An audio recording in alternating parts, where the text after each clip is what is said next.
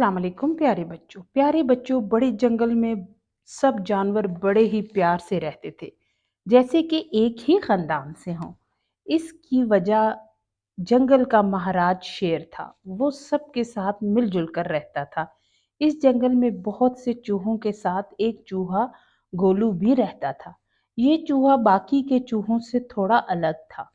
चलता था तो बहुत अकड़ कर, जैसे कि कोई हीरो हो, और बात करता तो गर्दन ऊंची करके। वो ये साबित करना चाहता था कि वो कोई बड़ी ऊंची चीज है, और वो चाहता था कि सब उसे होशियार समझे।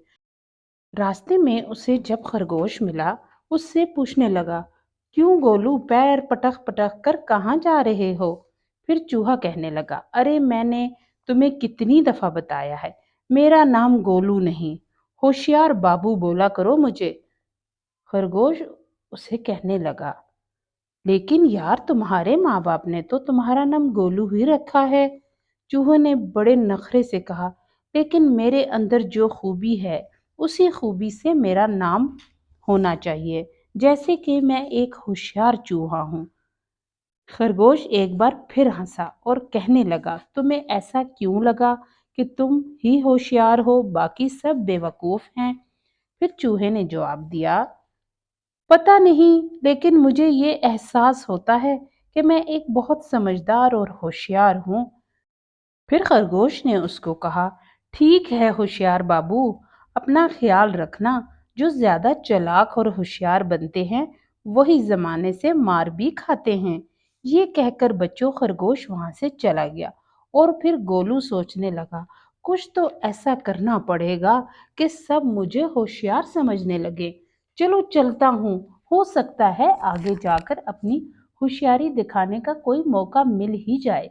ये सोचकर फिर गोलू अपनी वही अक्कड़बाज चाल के साथ आगे बढ़ गया। आगे जाकर गोलू को मौका मिल ही गया। उसने देखा एक झोंपड़ी पर कबूतर ने अंडे घोंसले में रखे हैं। फिर गोलू ने सोचा, अरे ये क्या, कबूतर और कबूतरी अपने अंडे ऐसे ही धूप पर छोड़कर चले गए। अरे इनके अंदर तो इनके बच्चे होंगे, इन्हें धूप में कितनी परेशानी हो रही होगी। ऐसे करता हूँ, इन्हें छांव में रख देता हूँ, फिर बाद में कबूतर कबूतरी से कहूंगा ये काम मैंने किया है। वो तारीफ तो करेंगे ही, बाकी पूरे जंगल में मेरी वाह वाह हो जाएगी। होशियार बाबू गोलू होशियारी दिखाने का मौका मिल ही गया था।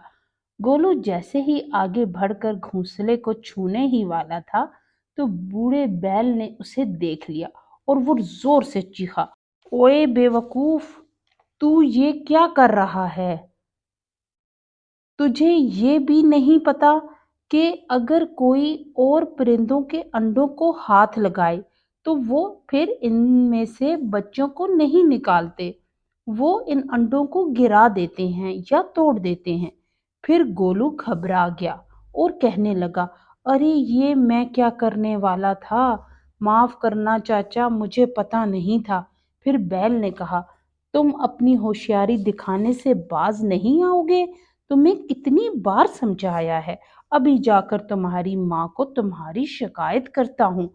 फिर गोलू मिन्नतें करने लगा, अरे नहीं चाचू, ऐसा ना करना, मैं आइंदा ऐसा कुछ नहीं करूँगा। गोलू बच्चों ये कहकर वहां से चला गया। फिर एक जगह बैठकर गोलू सोचने लगा, अच्छा हुआ चाचू ने मुझे आज बचा लिया, अगर वो वक्त पर ना आते तो क्या होता।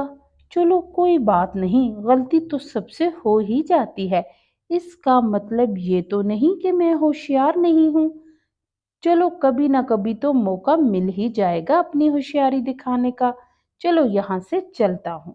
ये सोचकर गोलू फिर से होशियारी दिखाने का मौका तलाश करने लगा। थोड़ी दूर जाने के बाद उसे एक दरख्त पर दो चिड़िया तिनके लगाती नजर आई। फिर गोलू सोचने लगा, ये चिड़िया बेचारी दरख्त के ऊपर से तिनके हटा रही हैं ताकि दरख्त की खूबसूरती खराब ना हो जाए। इन्हीं दरख्त पर बैठने में शायद परेशानी हो रही है, चलकर एक ही दफा में सारे तिनके गिरा देता हूँ। ये सोचकर गोलू दरख्त पर चढ़ गया اور کسی ہیرو کی طرح سارے تنکے زمین پر گرا دیے اور پھر بڑا اکڑ کر کھڑا ہو گیا۔ تو چڑیا کو بہت غصہ آیا، چیخ کر بولی، یہ کیا کیا تم نے بے وقوف؟ گولو نے کہا، تمہاری مدد کی ہے اور کیا کیا ہے؟ چڑیا نے کہا، ارے مدد کی ہے یا دشمنی؟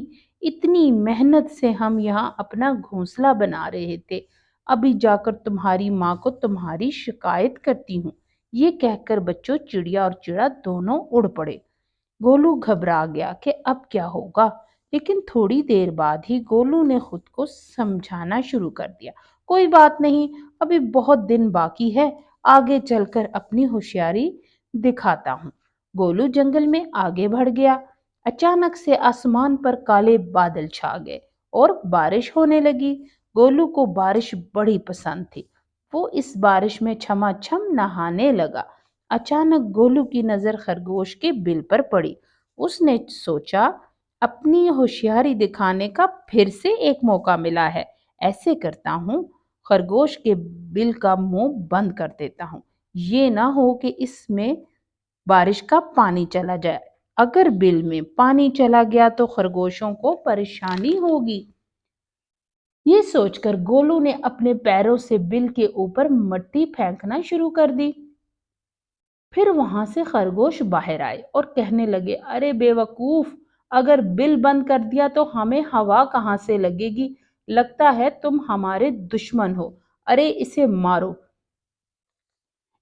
سب مل کر بچوں گولو کو مارنے کے لیے اس کے پیچھے بھاگے۔ بڑی مشکل سے گولو نے اپنی جان بچائی اور ایک ندی کے قریب جا کر کھڑا ہو گیا۔ ایک بطخ گولو کے پاس آ گئی۔ بطخ گولو سے کہنے لگی، ارے گولو، یہاں کیوں کھڑے ہو؟ گولو بولا، ہر طرف تو پانی بھر گیا ہے، اپنے گھر کیسے جاؤں؟ بطخ بولی، اچھا ایسے کرو، میری پیٹھ پر بیٹھ جاؤ، میں تمہیں تمہارے گھر چھوڑ آتی ہوں۔ گولو بطخ کی پیٹھ پر بیٹھ گیا۔ بطخ تیرتی ہوئی گولو کے گھر پہنچ آئی۔ پھر بطخ بولی، ارے گولو، ذرا سنبھل کر جانا، جنگل کے کافی جانوروں نے تمہاری شکایت تمہاری ماں کو لگا رکھی ہے، تمہاری ماں بڑے غصے میں ہے۔ گولو ڈر گیا، ارے میری ماں غصے میں تھی تو تم مجھے پہلے کیوں نہیں بتایا، ورنہ میں گھر ہی نہ آتا۔ بطخ بولی، میں تمہاری طرح بے وقوف تھوڑی ہوں۔ یہ کہہ کر بطخ وہاں سے چلی گئی۔ گولو بہت ڈر گیا۔ وہ جب گھر کے اندر داخل ہوا، اس کی ماں بہت غصے میں تھی، ہاتھ میں چھڑی لے کر کھڑی تھی۔ پھر بچوں گولو کو خوب ڈانٹ بھی پڑی اور مار بھی پڑی۔ اگلی صبح گولو کو مہاراج شیر کے سامنے پیش کیا گیا۔